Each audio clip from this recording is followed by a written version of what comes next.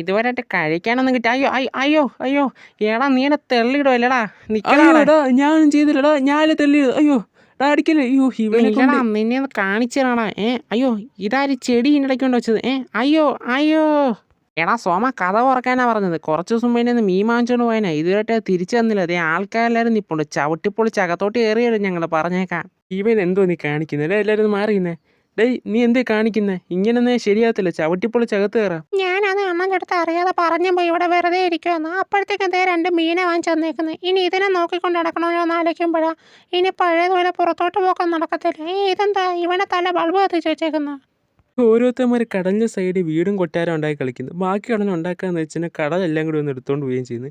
ഇനിയിപ്പോൾ ഒരു കാര്യം ചെയ്യാം, ഇവിടം വരെ വന്നേലേ ഇച്ചിരി കിടന്ന് ഉറങ്ങാം. അയ്യോ കയ്യും കാലും കിടന്ന് വിറയ്ക്കുകയും ചെയ്തു. ഇതിപ്പോൾ അങ്ങ് വരെ എങ്ങനെ എത്തുപോ എന്തോ. അപ്പോഴത്തെ ഒരു ആവേശത്തിന് കയറി വെല്ലുവിളിക്കുകയും ചെയ്തു. ഇതിപ്പോൾ എല്ലാവരും നോക്കിക്കൊണ്ടിരിക്കുകയെന്നല്ല, തോറ്റാലാകെ നാണക്കേടാവുമല്ലോ.